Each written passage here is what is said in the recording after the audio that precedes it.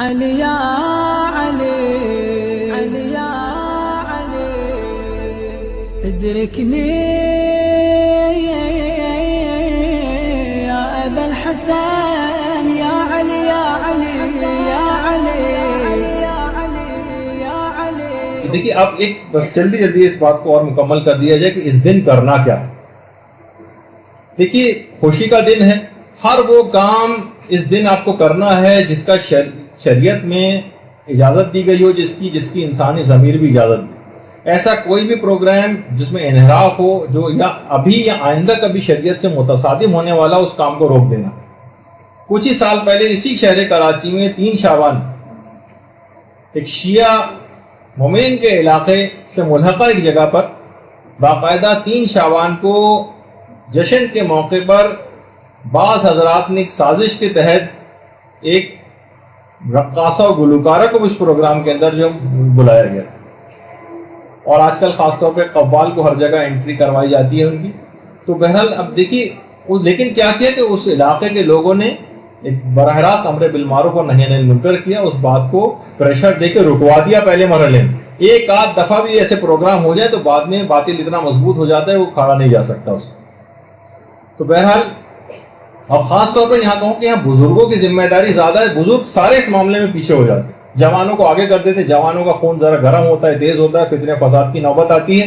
بوڑھے داڑھی والے بزرگ حضرات اگر کسی جگہ پر جا کر معاملے کو رکوائیں گے تو وہاں پر کسی جو مخالف پارٹی میں نوجوان ہوں گے وہ بھی ان پر اس طرح سے ہاتھ نہیں اٹھا سکتے، اور کوئی ایسے جھگڑے و فساد کی نوبت نہیں ہو سکتی. بات چیت کے ذریعے بزرگوں کو آگے بڑھنا چاہیے.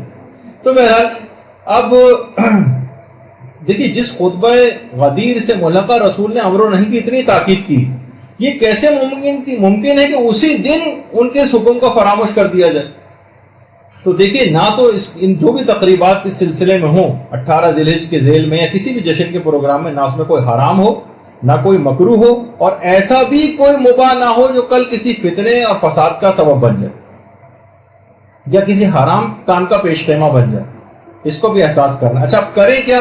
سب سے پہلی تو چیز یہ ہے جو ہمارے چھٹے امام فرماتے تھے کہ پروردگار عالم کا آج کے دن شکر ادا کریں اور خدا کی حمد و ثنا اس دن کریں. دوسری ذمہ داری، اب جلدی جلدی ان ذمہ داری کو بھی لکھ لیں. ہمارے 8ویں امام فرماتے ہیں کہ اس دن سب سے مسکرا کر ملیں. یہ مسکرانے کا دن، جو بھی ایک دوسرے سے مسکرا کر اس دن ملے گا خدا کی نظر کرم اس پر ہوگی، اور 1000 حاجتیں اس مسکراہٹ کی وجہ سے اس کی پوری کی جائیں گی. اور خدا موتیوں کا ایک محل، سفید موتیوں کا ایک محل جنت میں اس کو عطا کرے گا صرف مسکرا کر ملنے سے.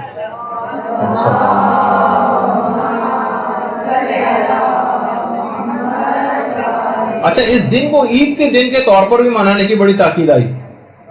ہمارے 8ویں امام یہ بات ارشاد فرماتے ہیں کہ جو بھی اس دن کو عید کے طور پر منائے گا اس کے مال میں برکت زیادہ خوب ہو جائے گی. اور اس کے علاوہ بچوں کو عیدی اور تحفے تحائف وغیرہ وہ بھی تقسیم کریں. ہمارے 8ویں امام کی سیرت تھی کہ تحائف بہت تقسیم کرتے تھے آج کے روز. اور غدیر کے دن جمع ہو کر جشن منائیں. اس کا جیسے کہ ہم لوگ بھی اس موقع پر یہاں جمع ہیں، خود امیر المومنین نے جو بات اس سلسلے میں ارشاد فرمائی ہے کہ اس دن ایک دوسرے کے پاس جمع ہو تاکہ خدا تم سب کے امور کو آسان فرما دے. یعنی تمہارے سارے بگڑے کام بن جائیں گے اگر تم ایک دن جمع ہو کر اس جشن کو مناؤ. اور اس کے بعد اگلی جو ذمہ داری ہے وہ یہ ہے کہ مومنین اس دن ایک دوسرے سے عید کی طرح سے ملاقات کے لیے جائیں، جیسے عید وغیرہ میں آپ لوگ جاتے ہیں. ہمارے 8ویں امام یہ جملہ بھی ارشاد فرماتے ہیں کہ ایک دوسرے سے بلکہ وہ ملنے کی بہت تاکید کرتے تھے اور فرماتے تھے کہ قبر میں اس کے 70 نور داخل کیے جائیں گے. جو بھی اس دن ایک دوسرے سے ملنے کے لیے جائے گا اس کی قبر بہت زیادہ وسیع ہو جائے گی ایک دوسرے سے ملنے کی وجہ سے، اور روزانہ 70,000 ملائکہ اس کی قبر کے لیے زیارت کے لیے آئیں گے اور اس کو مسلسل جنت کی بشارتیں دیں گے.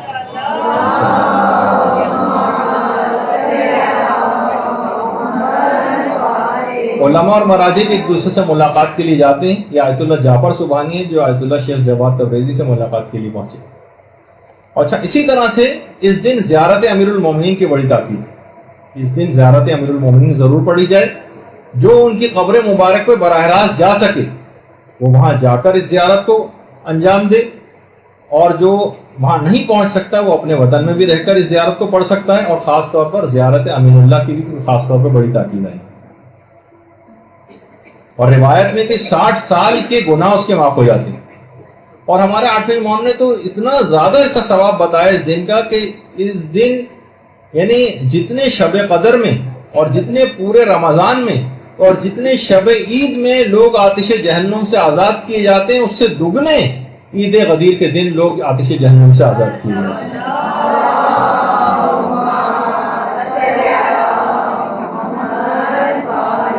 اور ایک 2 رکعت کی نماز جو کہ ہم نے اس پہ اپنے فیس بک کے اکاؤنٹ میں بھی جو ہے لگائی تھی، وہ اس دن کے نزدیک آدھے گھنٹہ پہلے اس کا ٹائم ہے تقریباً زور سے، لیکن جو اس وقت نہیں پڑھ سکے وہ اب بھی پڑھ سکتے ہیں اس کو، اور جو اب نہ پڑھ سکیں وہ اگلے دن یا بہرحال کسی نہ کسی عنوان سے اس نماز کو پڑھ ہی لیں. کہ اگر اس طریقے سے جو اس کے اندر لکھا ہوا ہے کہ 2 رکعت کی نماز اگر کوئی پڑھ لے گا تو چھٹے امام میں جملہ ارشاد فرماتے ہیں کہ اسے 1 لاکھ حج اور 1 لاکھ عمرے کا ثواب دیا جائے. 1 لاکھ حج اور 1 لاکھ عمرہ. اب اتنا وقت نہیں، اس کے اندر آپ فیس بک پہ جا کے اس کا طریقہ دیکھ سکتی ہیں، وقت بہت ختم ہوتا جا رہا ہے. اور اسی طریقے سے آج کے دن کے روزے کا بڑا ثواب ہے، اور بہت سی روایت میں 60 مہینوں کے روزے یا 60 سال کے روزوں سے افضل قرار دیا گیا. بہت سی روایت میں 100 مقبول حج اور 100 مقبول عمروں کا ثواب. اور ایک روایت جو ابھی آپ کے سامنے چھٹے امام کی، اس میں عید غدیر کا روزہ دنیا کی عمر کی مقدار کے روزے کے برابر، یعنی اگر انسان دنیا کی عمر کے برابر زندہ رہے اور تمام دن روزہ رکھے تو غدیر کے دن روزہ رکھنے کا ثواب اس شخص کو اتنا ہی دیا جائے. تو بہرحال روزے کے حوالے سے ہے. اچھا، پھر اس دن خوشبو لگانے کی بڑی تاکید آئی ہے. اس دن جو ہے آپ لوگوں کو افطاری کروائیں، اور ابھی کچھ آپ کو تبرک بھی ملے گا انشاءاللہ اس کے بعد. تو جو مستحب روزے سے ہیں خواتین، آپ چاہیں تو ایک دوسرے کو افطاری اس طرح سے بھی کروا سکتی ہیں، وہ تبرک کھلوا کر وہ ثواب مل جائے. اور اہل بیت کے دشمنوں پہ آج کے دن لعنت کریں. اور ایک اور چیز جو آپ کے انٹرسٹ کی کافی ہوگی، نیا لباس پہنے، اور اگر نیا لباس ممکن نہ ہو تو صاف ستھرا لباس. آیت اللہ شیخ جواد تبریزی تو تاکیدی مستحب سمجھتے تھے نیا لباس بنانے کو آج کے روز. اور ایک دوسرے کو مومنین مبارکباد دیں، اور یہ کہہ کر مبارکباد دیں. کچھ تو مفاتی کے اندر بھی طریقے ہیں، لیکن الحمدللہ الذی جعلنا من المتمسکین بولایت امیر المومنین والائمۃ علیہم السلام، یہ کہہ کر ایک دوسرے کو مبارکباد دیں. اور آج کے دن صدقہ دینے کی بھی بڑی تاکید آئی. 1 درہم یا 1 روپیہ صدقہ دینا آج 2 لاکھ درہم یا 2 لاکھ روپے دینے کے برابر، اتنا زیادہ ثواب. آج کے دن کثرت کے ساتھ درود پڑھنے کی بڑی تاکید آئی ہے.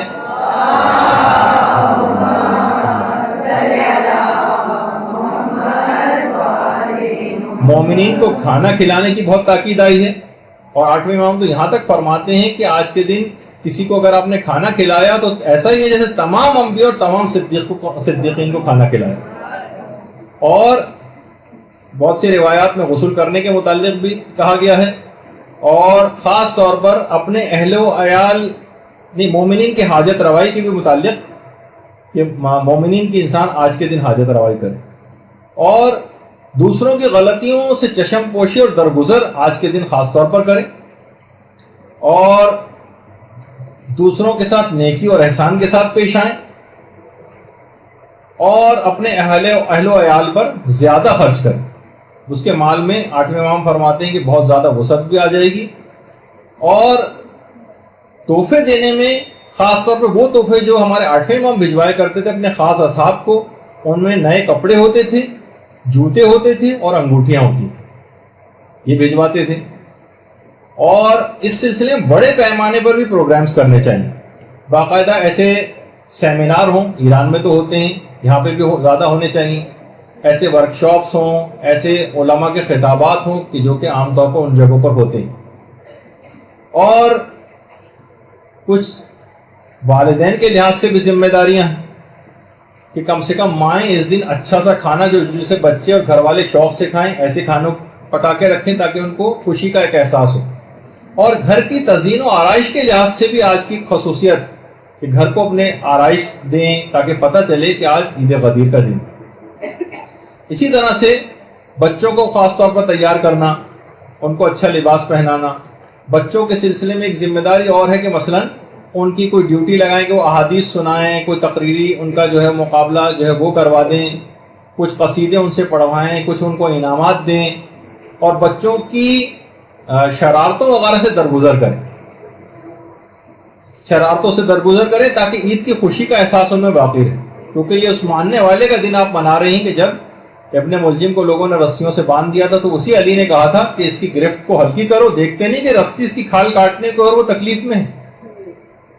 یہ اسی علی کو کا دن منایا جا رہا, تو یہاں لوگوں کی خطاؤں اور غلطیوں سے درگزر کرنا ہے.